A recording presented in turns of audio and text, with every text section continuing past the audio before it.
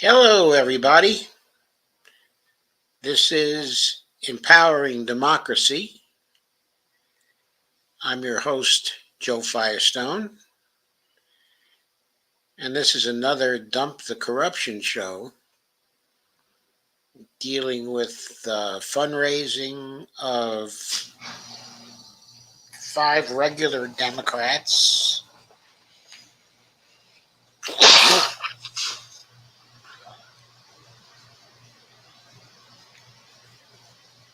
Excuse me a second, I still occasionally sneeze.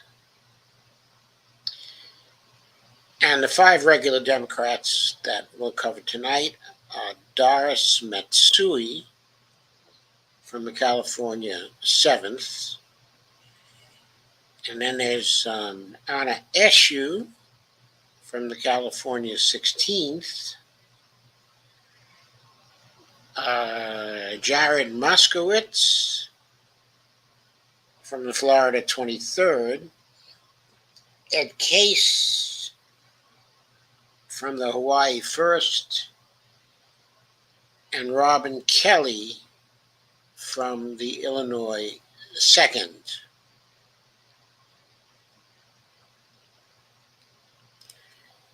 I will begin by sharing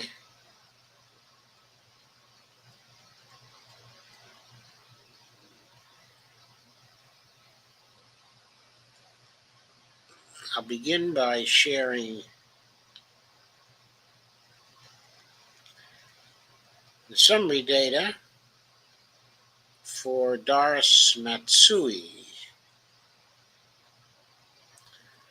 a longtime California congressman,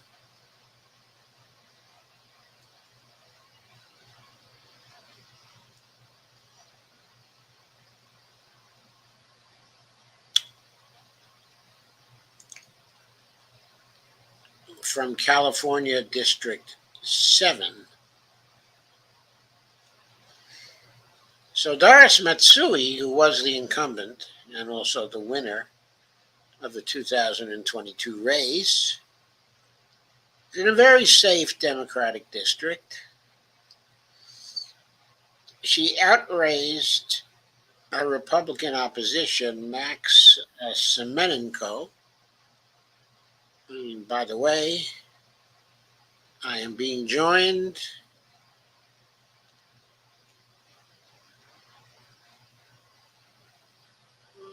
by the co-host of Around the World with Brandy and Dee. Hello, everyone. For some reason, it's giving me a black screen here, so Yeah. I don't know why. Good friend Dee Pierce. Yes, my good friend Joe Firestone. Yes, So I'm glad to be here. Well, thank you, Dee. Okay, so welcome to Dee. And I was about to read off some of the financials for statistics for Doris Matsui in the California 7th, the first candidate that we will cover today.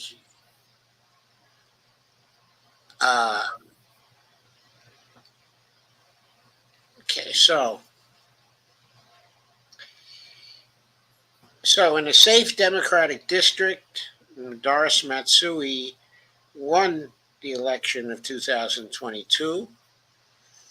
She raised $1,395,577. She spent $1,483,648.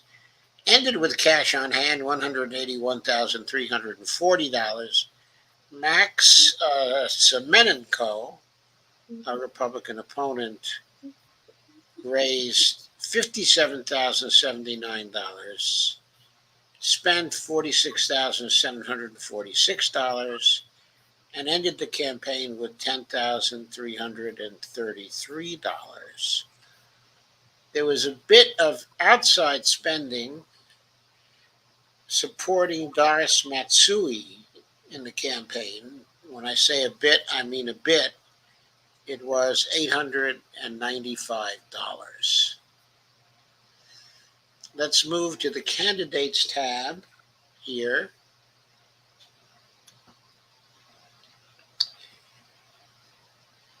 And Doris Matsui won the race with 68.3% of the vote.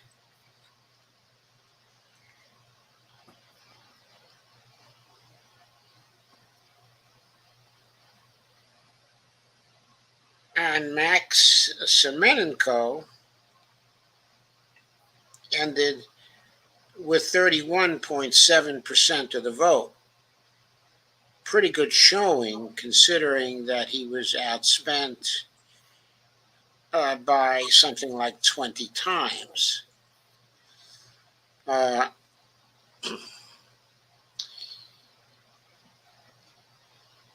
Doris Matsui had 112,435 in small individual contributions less than or equal to $200. That was 8.06% of what she raised. She did well in large individual contributions, raising $507,038. That was 36.33% of the total she raised. She did even better when it came to PAC contributions, getting $777,305 from PAC contributions. So her large individual contributions and her PAC contributions combined to fail, the litmus test. Joe, Yeah. Robert Copland said Joe was talking about my congressional district. Oh, that's your congressional district, Robert, now.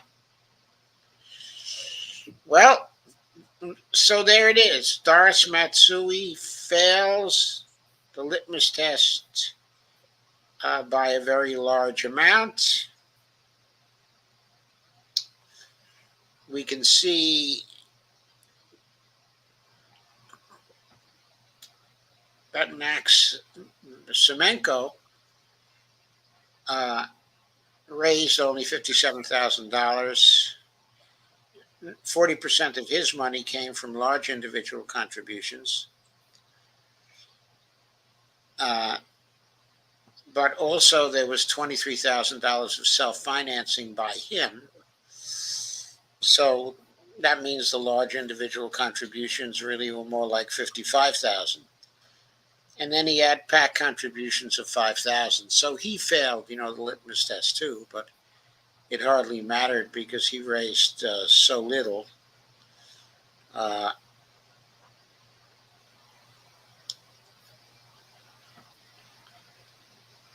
just curious to see what the low amount of outside spending was about. $895. Courage California, the California Super PAC, probably Democratic Party Super PAC, gave Doris Matsui $828.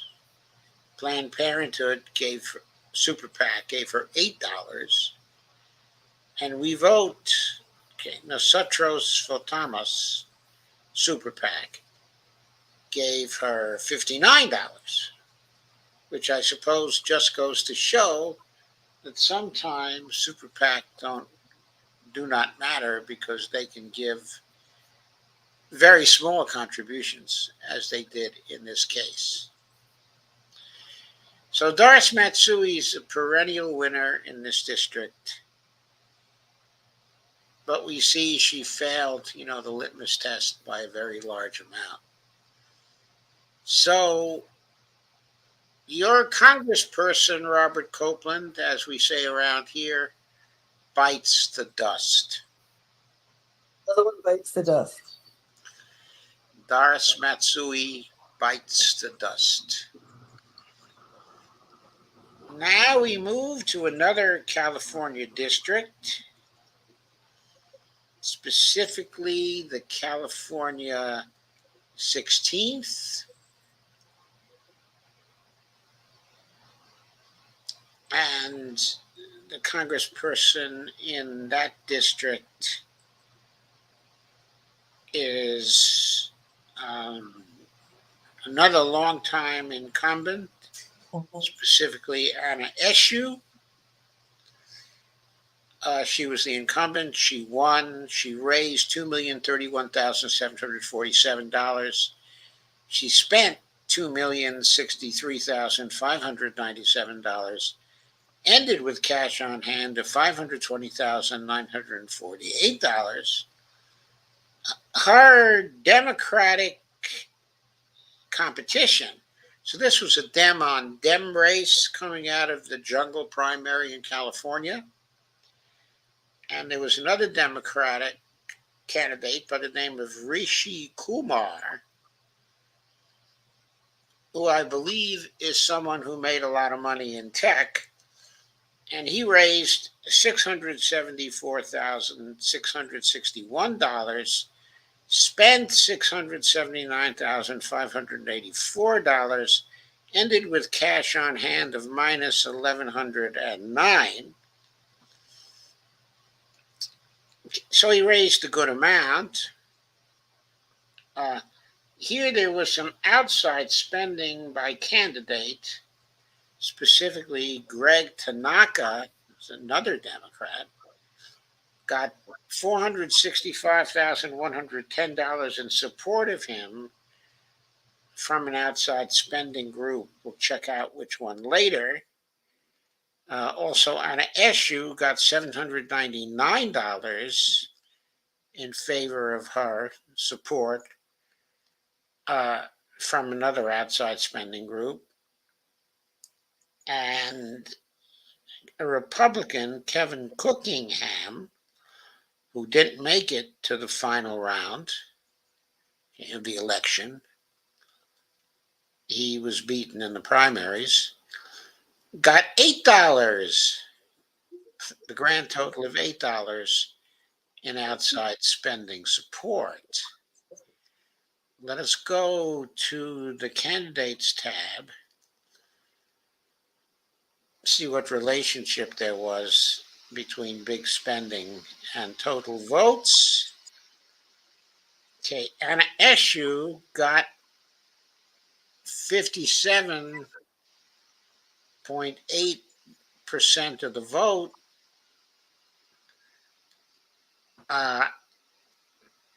And her opposition, specifically Rishi Kumar, got 42.2% of the vote, even though he was outspent by 3 times. He still did very well.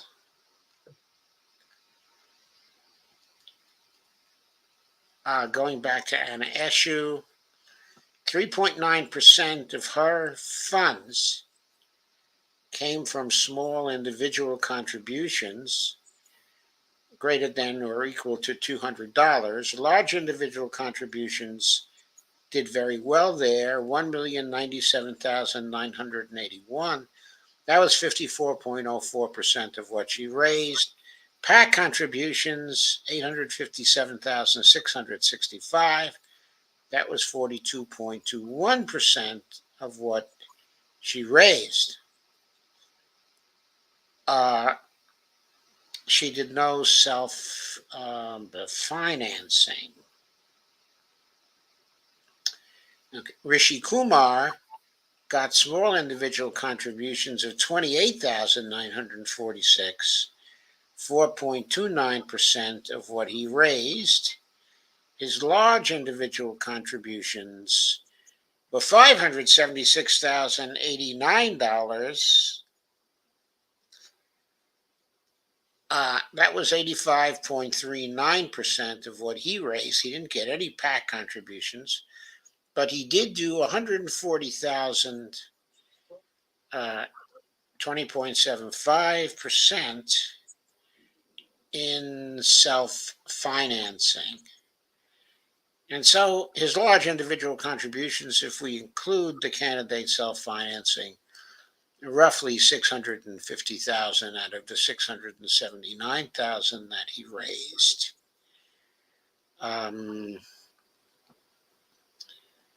There were other candidates who ran in this race, and Greg Tanaka, we saw, raised a considerable amount of money earlier, but the main competitors were Rishi Kumar,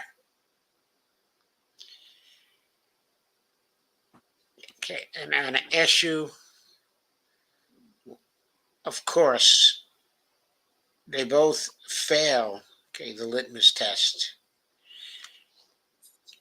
In Anna Eshoo's case, the roughly 1,100,000 she raised in large individual contributions is a big fail, and her PAC contributions of 857,665, that's another big fail. Looking briefly at the outside spending,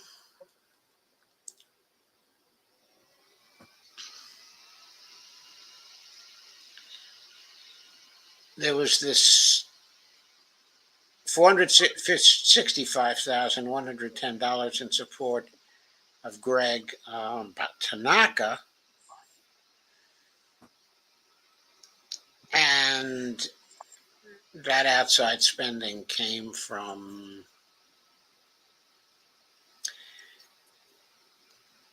Courage California Super PAC, spent $722. I'll bet that did not go into Tanaka's pocket.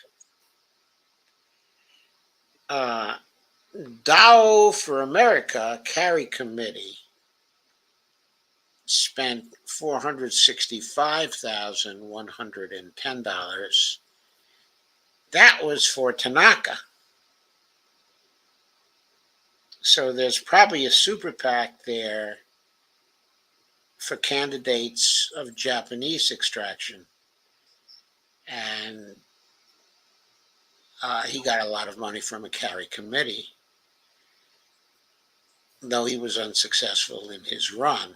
I shouldn't say he got a lot of money from the Carry Committee, because the Carry Committee does independent expenditures, but they were in support of Gregory Tanaka. A Planned Parenthood votes contributed $16. Sierra Club, $10. Again, I shouldn't say contribute. These are independent expenditures. We Vote, which is Nostramos Votamos, supported with $59.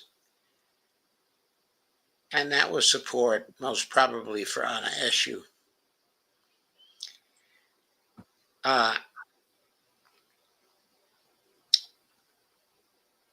And so there we are.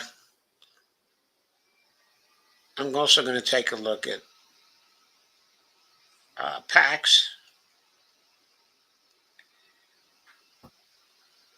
and check out, oh God. Business PACs gave $747,190 to Anna Eshoo. Labor PACs, $78,000 to Anna Eshoo. Ideological PACs, $24,712 to Anna Eshoo. and 7,500 came from other PACs. So you can see in an Eshoo's case, she was very popular with business. Okay, Rishi Kumar got $5,000 from an ideological PAC.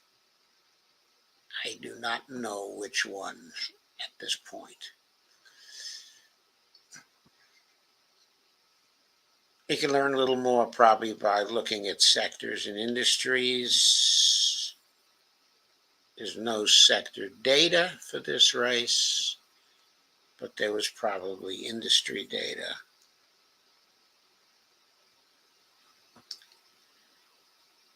And we see there's a lot of industry data for an issue.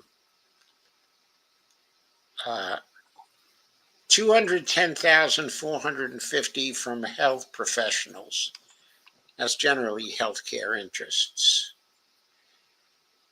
I should add, that Anna Eshoo is known as one of the Democratic candidates who undermined the effort for the public option in 2009 and 2010.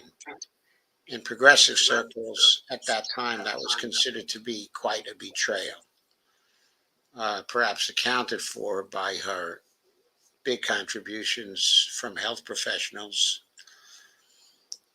In addition to that, 210,450 from them. In this particular race in 2022, there was 198,375 coming from pharmaceutical health products companies.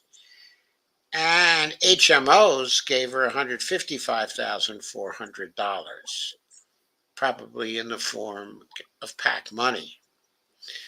So between those three categories, she got roughly, 400,000, about 560,000 from those three categories. Securities and investments gave her 138,900. She got a fair amount of money from retired people, $137,062. And then other contributions were widely distributed across many industries because Anna Eshoo has a good deal of influence in Congress. But I think I've given you the picture of her big contributors were. Okay, Rishi Kumar, a lot of stuff came from retired people. 90,000, 55,000 from electronics manufacturing and equipment. Small contributions from certain other areas, but he obviously was not too captured by any one industry.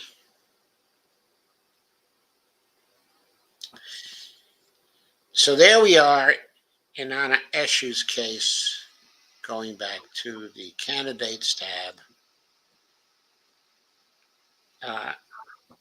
She certainly fails the litmus test.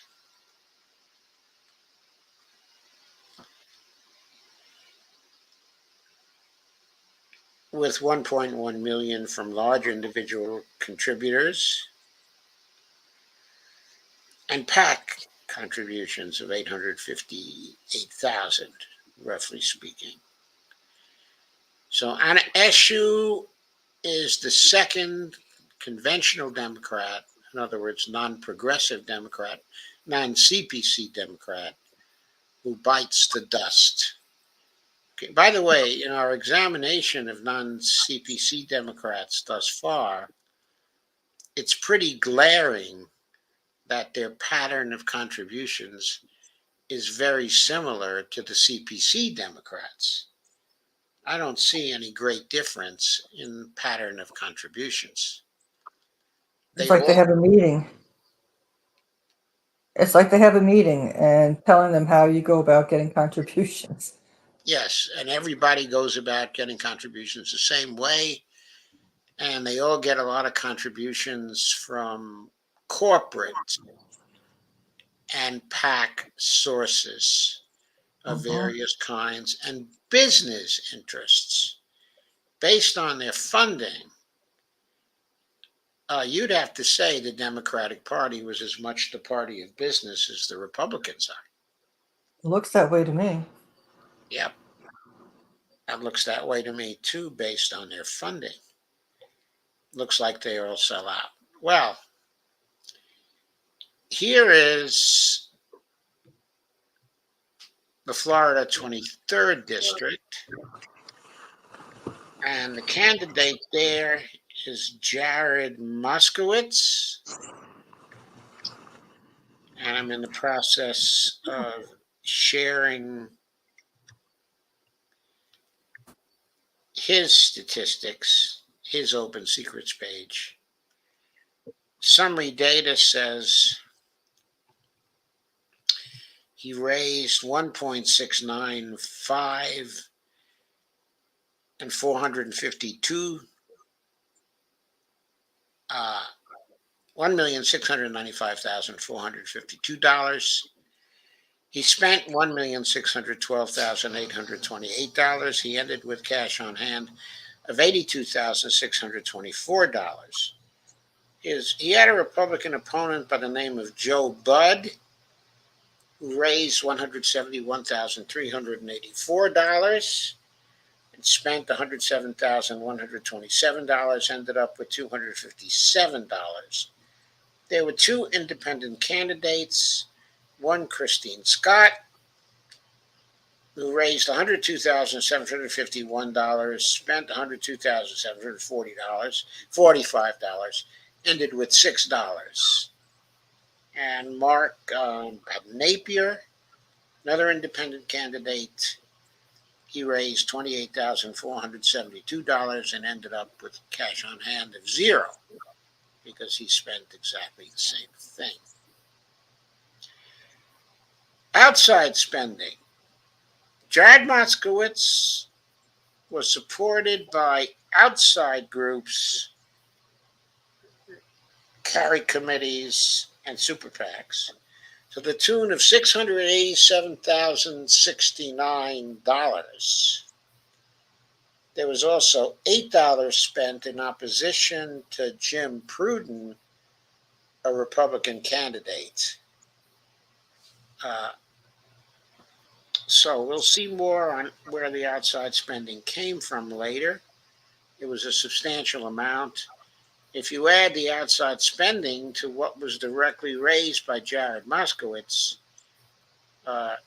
he was actually running on something close to $2.4 million rather than $1.695 million that I mentioned before. He had a great fundraising advantage in this race. We check the candidates page, we find out that he won by 51.6% of the vote. Not by much. Joe Budd got 46.8% of the vote, even though he was outspent by more than 10 times, which I find very interesting. But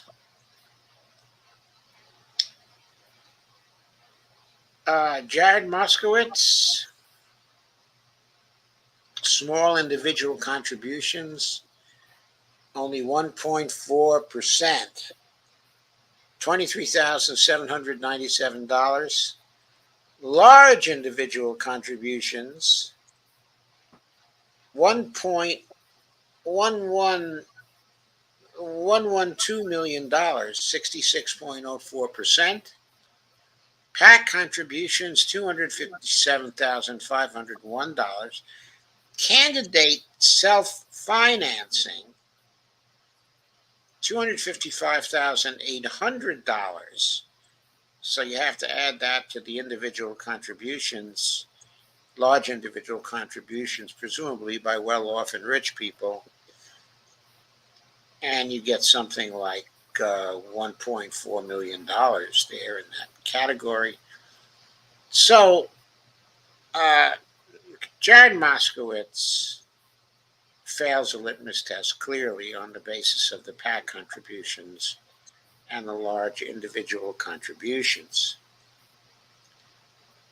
In fact, it's amazing that he didn't really run away from Joe Budd, considering how little Joe Budd spent. But Joe Budd must have spent it well. He had small individual contributions of about 10% of what he raised, $17,063. But his large individual contributions were 58% of what he raised, $98,802. He had only 519 in PAC contributions, but his self-financing was $55,000. So altogether, rich individuals or well-off individuals contributed most of what he raised and spent. So there we are. He would fail the litmus test too. Christine Scott spent $102,000, but she got only 1.1% of the vote. So even though she raised about half of what Joe Budd raised, her half only produced 1.1% of the vote. She also was not relying on small individual contributions. She raised only $591 from small individual contributions, $6,867 from large individual contributions.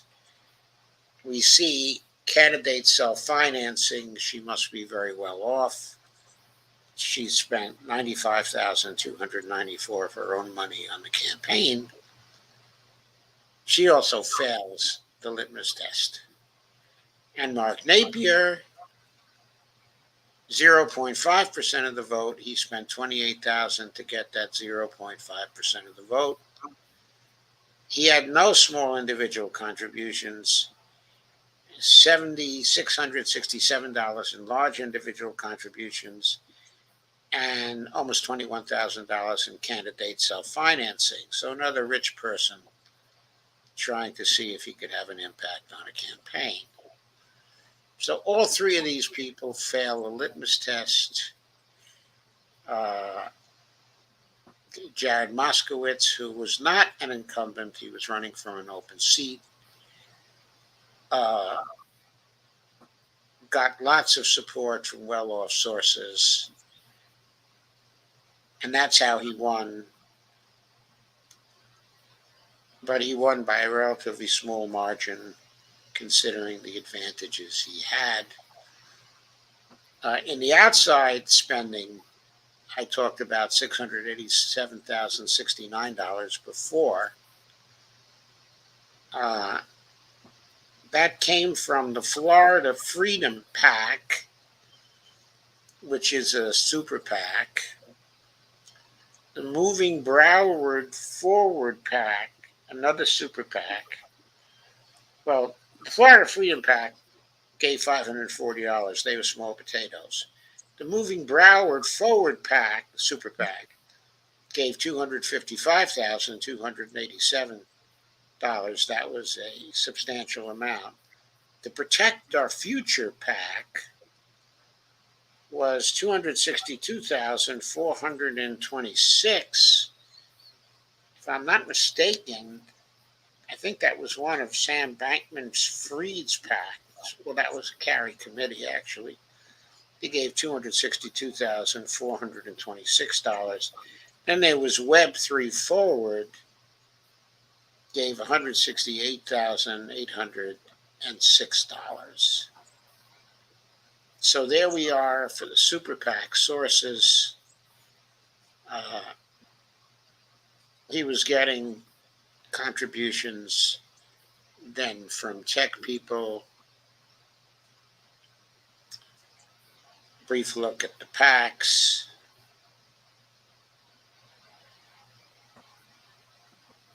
You got a fair amount from labor PACs here. 50,500, 105,000 from business PACs, and 103,056 from ideological PACs. Let's look at the industry, see if that helps. If it informs us a little more about what happened here. Lawyers and law firms came in big for Jared, 109,225. Real estate came in big for him also, 105,759. Lobbyists, 87,950. He's a new congressman, and lobbyists are coming in heavy for him. He got 42,800 from pro-Israel PACs, 37,500 from leadership PACs. Small contributions from other industries across the board. So he's a lawyer type and a real estate type, and lobbyists are big with him.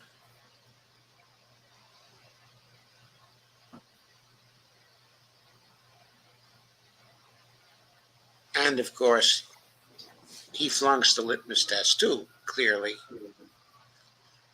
So he's the third Democrat today to bite the dust. So this is getting to be,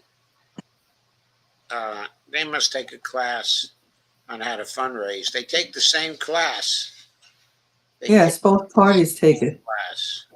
Kay says this country is too corrupt. Yeah, we're seeing it all. I mean, every week we see it. I think it's going to be very interesting when we move to the Republicans, which won't be too many programs from now, and we see if there's any difference in the pattern of fundraising by the Republicans as opposed to what we're seeing from the Democrats. Right now, I want to move to Hawaii District 1. Summary data for Hawaii District 1. Let me share it so you guys can see what I'm seeing. Extra screen, share screen. Hawaii District 1.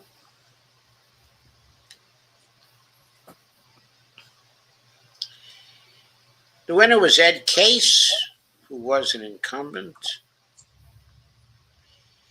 He raised $1,050,574 in a safe Democratic district, spent $659,745, ended with cash on hand of $507,530.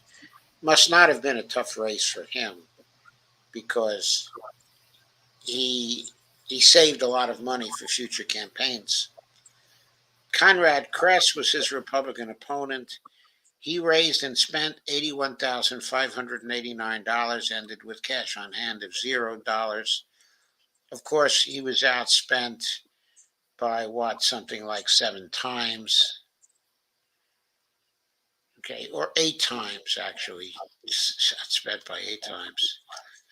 There was outside spending in favor of one Sergio Alcabila, who was a Democrat, $24,239 supporting him, and outside spending in favor of Ed Case, $8,853.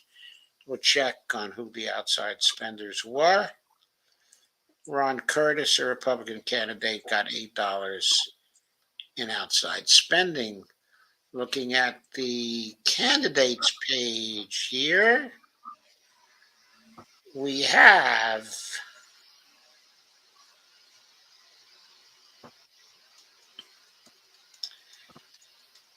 Ed Case wasn't close. He got 73.7% of the vote. His small individual contributions were 1.92%, $20,206. His large individual contributions were $475,068. His PAC contributions were $563,000. So he was pretty big PAC man, pretty big with the large individual contributions. Also, he did no self-financing, but he flunks the litmus test on grounds of the large individual contributions and the PAC contributions. So we can see that already. Conrad Kress got 12,857,000 in small contributions, 65,069 in large individual contributions, almost no PAC money, 1,056 in PAC money. He did a little candidate self-financing, $2,764, but he fails because of the large individual contributions, and he did take some PAC money also, but it was the large individual contributions that basically flunked him. He did pretty well with 26.3% of the vote.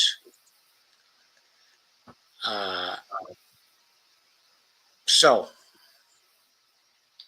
considering how much he was outspent by, he did pretty well with 26.3% of the vote. Maybe he can feel encouraged for next time, but I doubt it because this is a solid Democratic district, and I think it's a vote blue no matter who district. That's what we're looking at here. Looking at the outside spending now, we have Sergio Alcabila, 24,239. Ed Case, 8853. Democratic Party of Hawaii spent $8,162 from a PAC in outside spending. That was probably money that Ed Case got. Our Hawaii PAC was a carry committee, 24,239. That was the money that went to Sergio Alcabila, probably. $683 went from a Super PAC, Environment America Action Fund, to Ed Case, and Planned Parenthood gave Ed Case $16. That was a Super PAC. Our Hawaii PAC is a carry committee. I mentioned that before. That went to 24,239, went to Akabia. And Environment Action Fund went to Ed Case, $683. So that's was the source of the outside spending, which wasn't that big in this race. The PAC spending, big business spending for Ed Case, $408,500, $98,000 from labor, $58,811 from ideological groups. Conrad Kress got $1,000 from labor, which I guess is somewhat surprising. But anyway, that's where the money came from major sectors. If we look at industries, their case got a lot of money from securities and investment, did well with retired people, did well with real estate, about $75,000 from each. Got a little money from defense industries, building trade unions, and miscellaneous issues. A lot of small spending across the board. He got $21,000 from pro-Israel groups. Conrad Kress got most of his money from retired people. and small contributions from a number of areas. When I say small, I mean small, like $1,000 and less. So that was really small.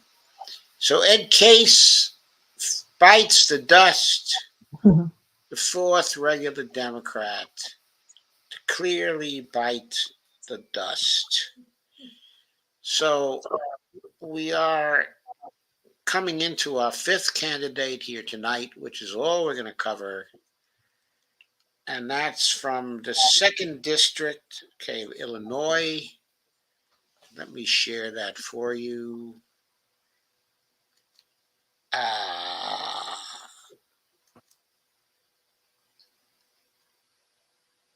This is like bowling where you always get strikes.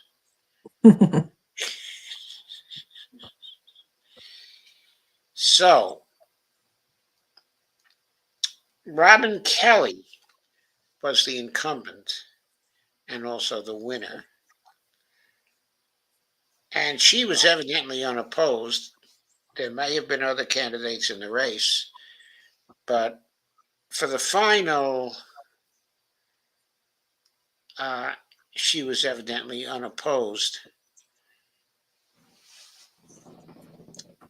She raised $1.7 million, spent $1.3 million, ended with cash on hand of $1.447 million.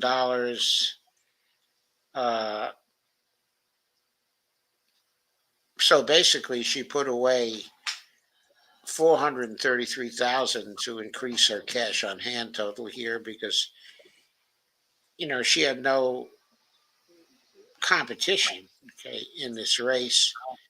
There was some outside spending, $82,972 for Robin Kelly, to add to the total fundraising she was working off of. We'll look at the candidates tab here.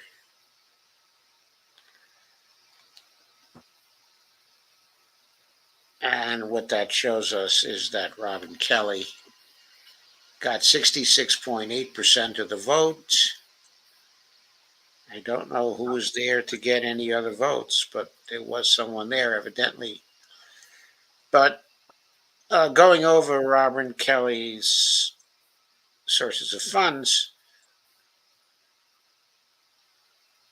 small individual contributions were 73,812, 4.27% of what she raised. Large individual contributions, 596,000, 34.44% of what she raised. PAC contributions, $1,063,050, 61% of what she raised. So she was a real PAC lady. And she flunked also because she had 34% of her contributions coming from rich and well-off sources. Now, there was no data for other candidates here. No data for Thomas Lynch, no data for Ashley Ramos. So we don't know who got the rest of the votes that were not picked up by Robin Kelly. 66.8% of the votes. Kind of weird, I think. But anyway, she failed the litmus test. Let's go briefly to the outside spending.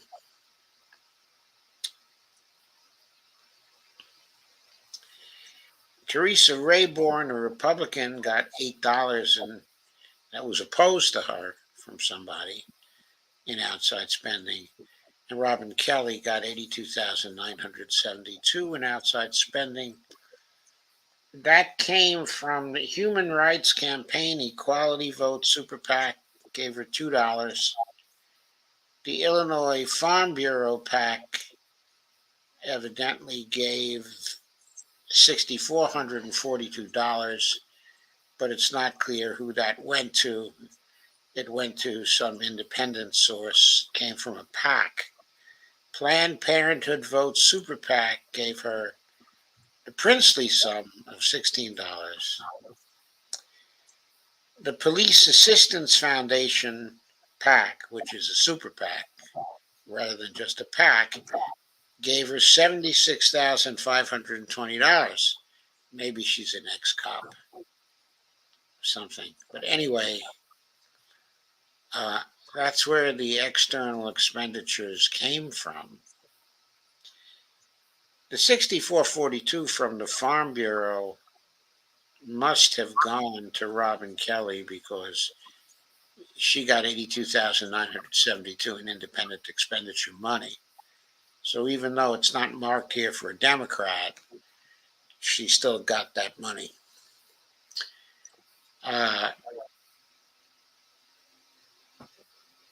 So let's see if we can get any more illumination as to what happened here by looking at the industries.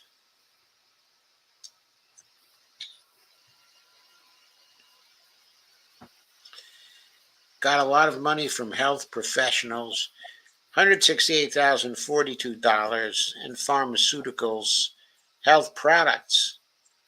So she's a Democrat, but with $156,800 coming from pharmaceuticals and health products, and $168,000 coming from health professionals, and $54,460 later on coming from health services, HMOs.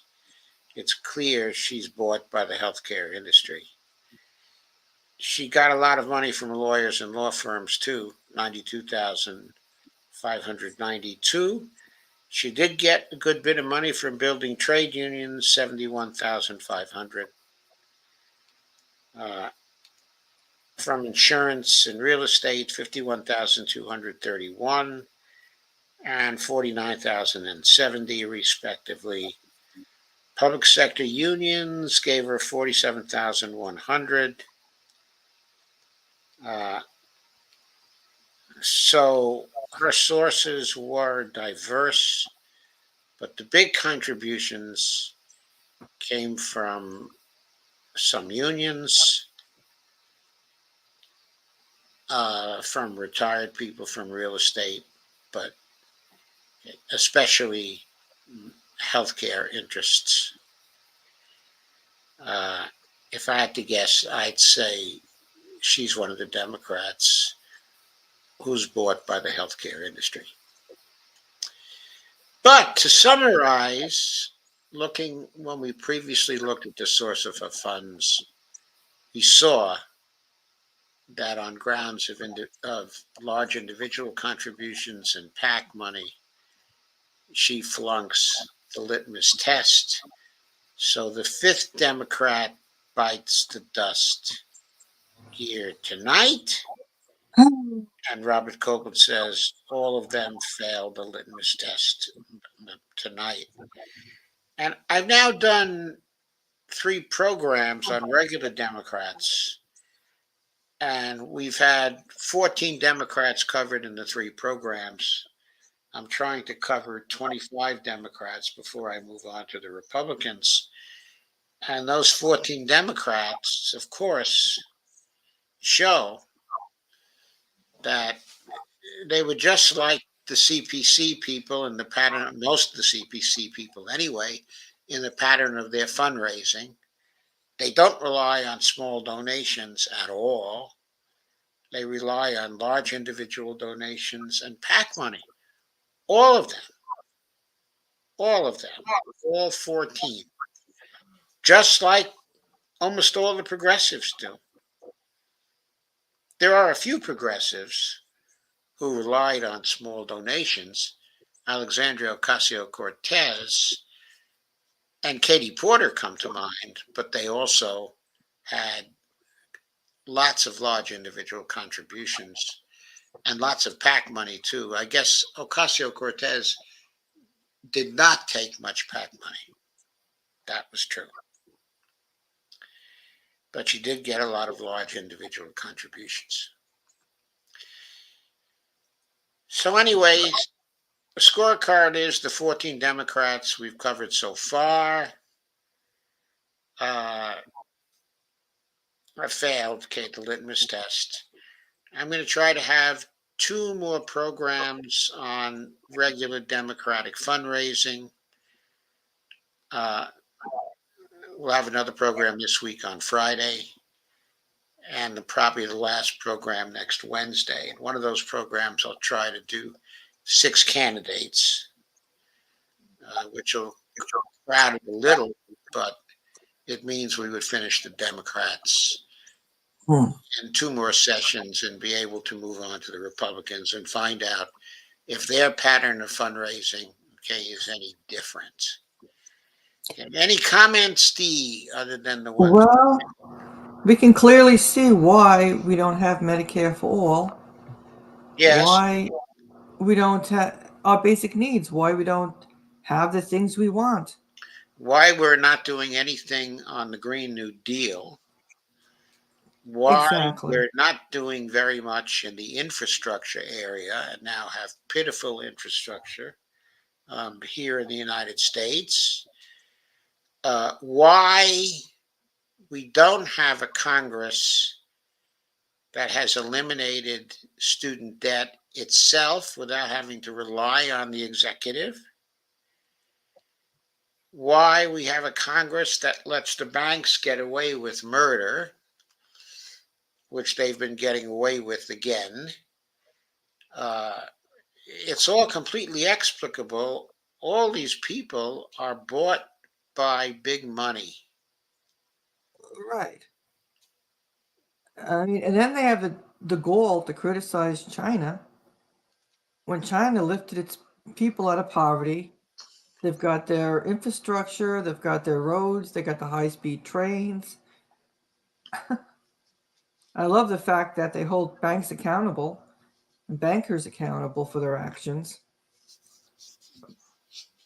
But you can clearly see the difference between, I mean, when we're called a shithole country, yeah, we are a shithole country, and it's because of our Congress allows it. Our Congress, well, if we want to blame for having a shithole country, there's the 40 years, 45 years of neoliberalism. Exactly. There's the Congress. There's the executive branch. And there are the Democratic presidents who have been bought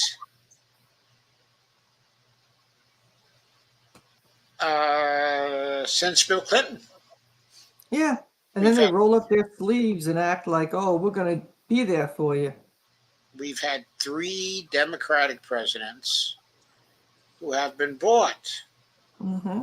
The last one of the Democratic presidents, who I would say was not bought, but who made errors, unfortunately, was Jimmy Carter. Yeah. So the Democratic Party has totally changed. It is a bought party. We're seeing that all the progressive Democrats we covered, every last one, failed. Okay, the litmus test. 14 regular Democrats have thus far failed. Okay, the litmus test as well. And we can fully expect, we'll check it out, that the 11 more we covered are going to fail the litmus test. Mm-hmm. And then we can move to the Republicans and see if any of them rely on small dollar donations, or whether the pattern is that they are bought too. So we have nobody representing us. So we have everybody representing the people who bought them, Mm-hmm. everybody representing the donors, and nobody representing us. It isn't even too clear that all the people who co-sponsor of the Medicare for All bill, okay, are representing us. Because, yeah, they co-sponsor it, but they don't absolutely demand a floor vote Mm-hmm. so that they can go on record in favor of it. There are enough of them. They could tie up the whole Congress until they got a floor vote. They could absolutely paralyze the Congress with the 120 or so co-sponsors they have. They could paralyze business in the Congress and force a floor vote. Mm-hmm. But do they do that? No, Because it's not important enough.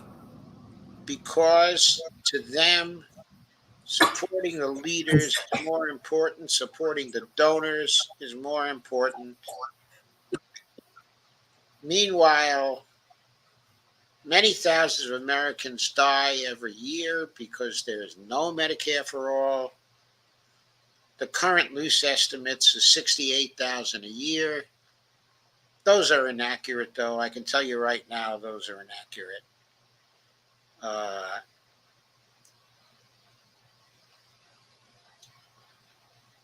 for years and years and years, people were running with the estimate that 45,000 people were dying due to lack of insurance. That 45,000 had no, well, it had a basis in fact. It might have been true in the year 2005. But everybody was quoting 45,000 year after year after year until recently they started quoting the 68,000. I'm sure that's just as inaccurate a figure. I'm sure that we're looking at more fatalities than that. No one has factored in the fatalities involving people who died from COVID because they didn't have recourse to insurance and to health care. So I think that 68,000 is bunk. I think it's many more people who die each year. K. Ryan says, well, I'm out of here. Love you all. We love you too, K. Have a wonderful night. And hopefully we'll see you tomorrow. Tomorrow we'll be covering the issue of how Americans will react to the end of neoliberalism in America. We started that discussion last week. It was very interesting. We'll be having that discussion again tomorrow. Indications are that we'll be joined by Matt Waldy. I'm sure Dee will be there. I hope that Brandy, who suggested the topic, will be well enough to be here. Okay, I will be here, and it may be Greg will join us for that as well. He has commented today that his strongest subject is neoliberal austerity. So hopefully he will be with us too. So it should be quite a panel tomorrow.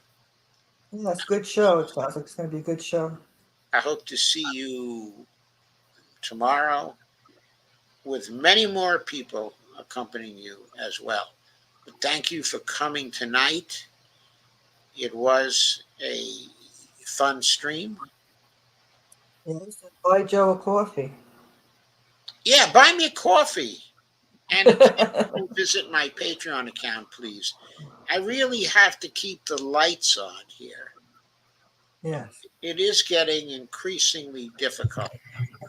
Remember, I am a senior. Bonnie and I are seniors who mainly live on Social Security. So please do contribute to our well-being from time to time. And please contribute to all of our well-beings. We work hard on these streams for you. Yes, we do. So I'm going to end the broadcast now, and I'll see you tomorrow night. Yeah, see you tomorrow. Good night, Dee.